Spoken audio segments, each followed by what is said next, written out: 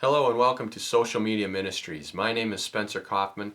Thank you so much for being here with us today. If this is your first time watching or listening, I encourage you to find the subscribe buttons or the bell icons and click on those so that you can be notified when we post new content. In addition, check us out on YouTube, social media, on Instagram as well, and find some of our old sermons or older messages. Even though I say they're old, they still apply to today. So find them, listen to them, talk about them, share them with your friends, and engage in discussion. All of our past messages are there, and the reason we do that, we archive them all, is so that you can find them later and watch them again, talk about them with others, because through repetition we internalize information and then begin to externalize it and live it out and share it with others as well. And that is the whole point of Social Media Ministries. Our mission is to share the living Word of God through social media with as many people as possible. This is the living Word of God right here, the Bible. We're sharing it, we're sharing Jesus Christ, and we're doing it through social media.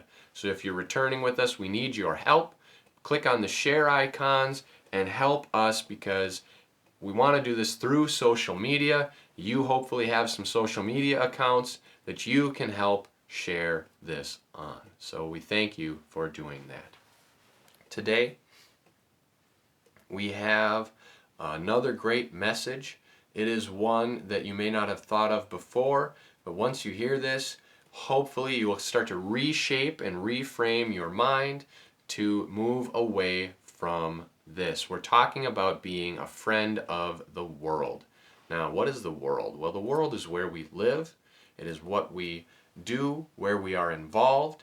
And being a friend of the world, although you might think it's good, we want to do everything we can to help Mother Nature, or recycle and reduce, reuse, recycle, and be earthly and not cut down any trees, or I'm going to be vegan and not harm any animals, not harm any living things. Well, vegetables are living as well, so vegan, not harming living things. If you're doing it for a health reason, great, but the activism doesn't work there. Anyway, different topic. We're not going to get into that, but friendship with the world, although you might think that all of these things are great, it's good within reason. You know, obviously you don't want to be going out littering because we have to live here. You know, we need to take care of the place in which we live. God has entrusted it to us, but there is another caveat there, is that this world was entrusted to us, but we got rid of that a long time ago when Satan took this earth from Adam and Eve. Adam, or man, had domain over the world. Man ruled this earth. God had a heavenly kingdom. This earthly kingdom was for man. Satan took that kingdom away. Now it is his. So if we are friends with this world, we are essentially friends with Satan, who is the ruler of this world. Kind of shocking.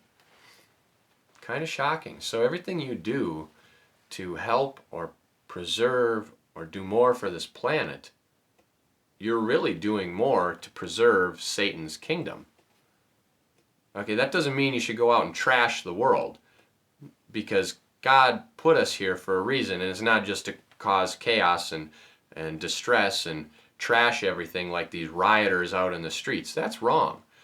We're here for a reason to bring more people to the heavenly kingdom, out of this kingdom. That doesn't mean killing them. It means leading them to Christ and be fruitful and multiply.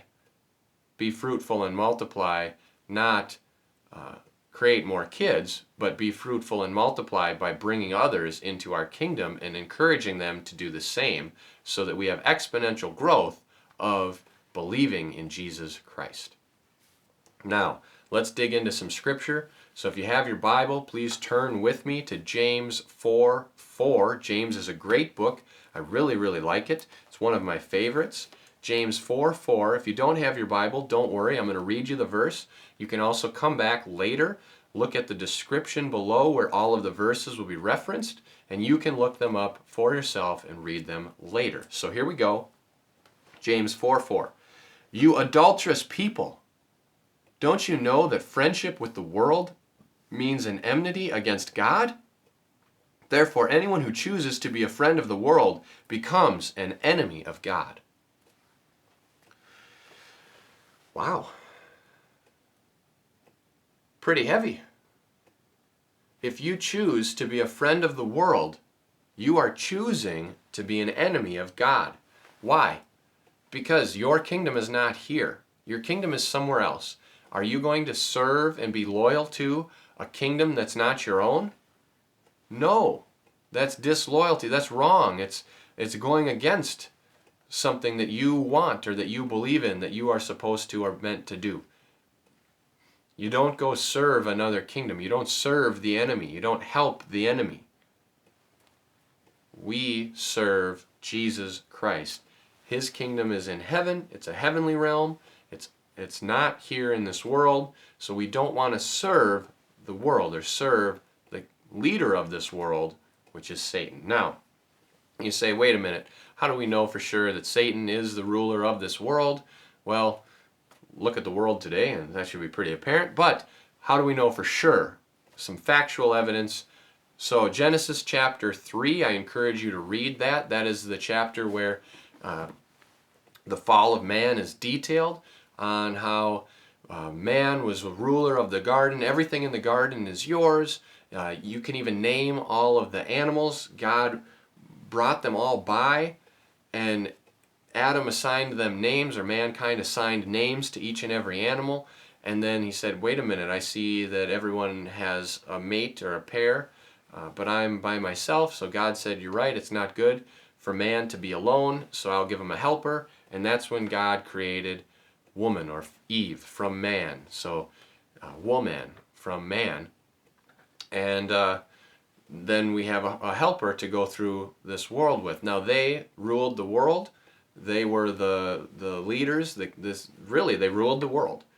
And Satan, who got booted out of heaven for trying to cause mutiny and trying to take over that kingdom, he got thrown out and sent down to earth, and he said, I need a kingdom, so I'm going to steal the kingdom from mankind. How does he do that? Well, he disguises himself as a serpent who is more crafty than any other creature, and steals away their reign, and then takes control over the earth. So read that, Genesis chapter 3. There are also mentions in other books about what Satan was. His name was Lucifer. He was very trusted of God, and he caused a rebellion. There's the book of Ezekiel has some references to Lucifer, and he then later had his name changed to Satan, which means the adversary. So he is averse to us. He stole away our kingdom, and he is now the ruler of this earth. The book of Job, Job chapter 1, also asks, God says to Satan, where have you come from? And he says, from roaming the earth to and fro throughout, meaning that's his domain, because he came from there. He wasn't in heaven. He came from somewhere else. That's where he's from. So let's also go to 2 Corinthians 4:4 for another point on this. 2 Corinthians 4:4. So if you have your Bibles, please turn with me there. It says, the God of this age has blinded the minds of the unbelievers so that they cannot see the light of the gospel of the glory of Christ, who is the image of God. The God of this age, meaning the God of this area, this realm, this vicinity, and it's God with a lowercase g, so it's not our God, Yahweh. The God of this age has blinded the minds of the unbelievers. So that would be Satan, the God of this age, the devil, our adversary, Satan. So he rules the world. If we are to be a friend of this world, it is a friend of Satan, or you are pledging your allegiance really to Satan, the foreign kingdom, the ruler, the evil ruler, Satan. God wants you to not do that. You don't need to be storing up things here and building your kingdom here. Our kingdom is in heaven. We need to store up for ourselves treasures in heaven, not earthly things. The book of Matthew, Jesus' words tells us this. Turn to Matthew chapter 6, verses 19 and 20. It says, "Do not store up for yourselves treasures on earth." Why? Well, number one, because it's Satan's kingdom. So why would we store stuff in an evil kingdom? We're here on a special assignment. We're here under a foreign rule. We're behind enemy lines. We have a mission, a purpose, to lead others to Christ and to do more. Now, do not store up for yourself treasures on earth, where moth and rust destroy, and where thieves break in and steal. But store up for yourselves treasures in heaven, where moth and rust do not destroy, and where thieves do not break in and steal. For where your treasure is, there your heart will be also. Where do you want your heart? Do you want your heart with Satan in this world, or do you want your heart with Jesus Christ in heaven? Pretty simple answer for me. So if you store up earthly things, you're a friend of the world. You're putting your stock in Satan's rule, your trust in Satan's rule. You are siding with the devil. God's rule is in heaven, not on earth. John chapter 18, verse 36, Jesus said, "My kingdom is not of this world. If it were, my servants would fight to prevent my arrest by the Jewish leaders. But now my kingdom is from another place." His kingdom is not here. We, Christians, believers, we are not of this world. We are from a different place. We are from a heavenly kingdom. Our goal, our purpose is to bring more people into that kingdom. Don't put anything with the earthly world here. Don't become a friend of this world. This world is temporary. Everything we have here is given to us from God for the purpose of completing our purpose, our mission, while we are here on earth. Our time here on earth is short. There's a very popular coffee chain, "Life is short, stay awake for it." Well, life is short. Stay awake and do your purpose. Fulfill your mission. We are here on a mission. We have a calling. Find out what your purpose and your calling is. Doing that is very difficult. One way to find out, the best way to find out, is to communicate with God. Study His Word right here, the Bible. Read this daily. Meditate on it day and night. Put it in your heart, in your mind. Talk about it with others. That's another reason why I put all the references in the description below, so you can come back, you can read them, you can talk about them with other people, you can engage in conversation, you can post comments below and we can engage in conversation, whatever works for you. You are in a place here that is away from God. We are separated from God right now. Our goal through Jesus Christ is to get back to God.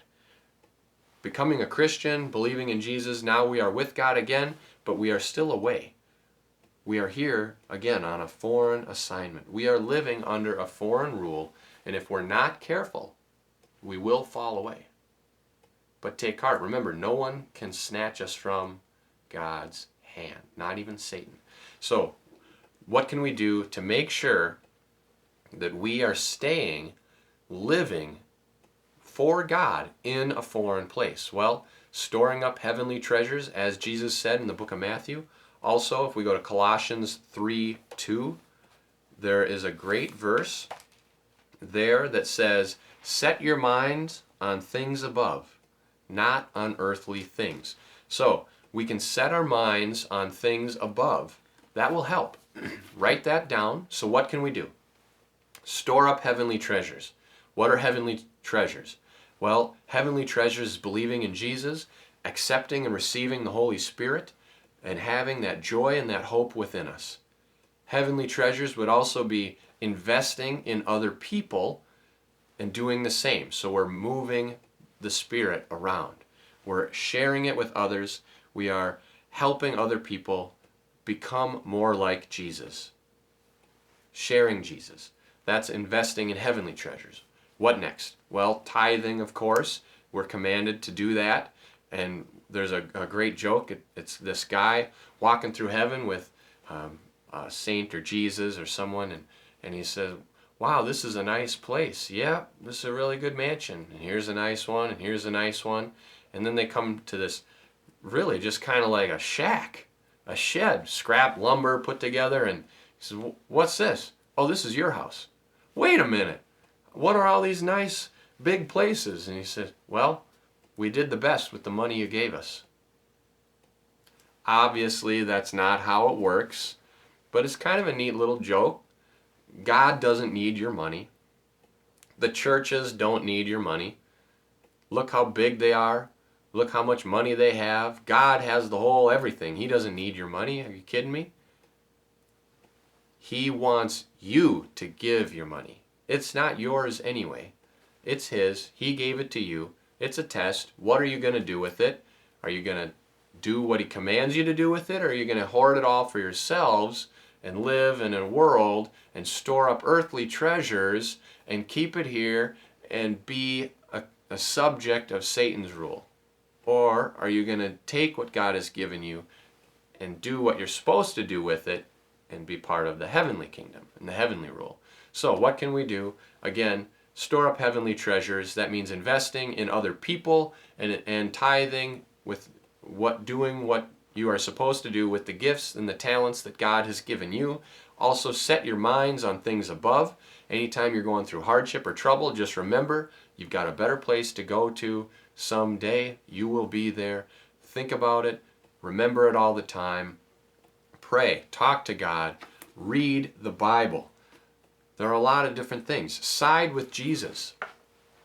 Always remember whose side you're on. Anytime something goes on, you think to yourself, am I being a friend of the world or am I being a friend of Christ? Are my actions reflecting siding with the earth, this earthly kingdom, this worldly kingdom that is temporary, that will all go away, where I don't even belong here? I'm on a foreign assignment, under foreign rule, serving another place. Which are you serving? Yes, sometimes if you're here for so long, you might fall away because you don't remember. You forget where you came from. Never forget. Right here, this is so we don't forget. Side with Jesus. He gave His life for you. John 3:16 says, for God so loved the world, He gave His one and only Son, that whoever believes in Him shall have eternal life. Eternal life where? In this kingdom that isn't ours?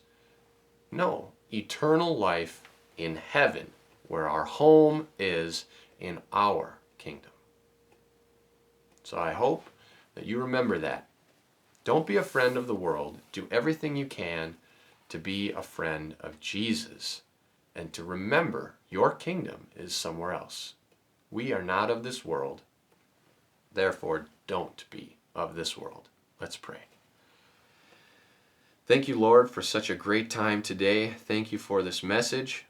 Please hit home these points with everyone. Keep them strong in their faith. Help them to remember to read the Bibles, to pray daily, to store up heavenly treasures, and to set their minds on things above. Keep us safe here on our foreign assignment in this world that isn't ours, and help us to navigate safely and to be protected and to constantly walk with you by our sides. In Jesus' name, amen. I want to thank you again for spending your time here today. Share this with others if you can. Help other people realize that we are not of this world and that it is our job to bring more people into our heavenly kingdom by sharing Jesus Christ. Thank you, and God bless.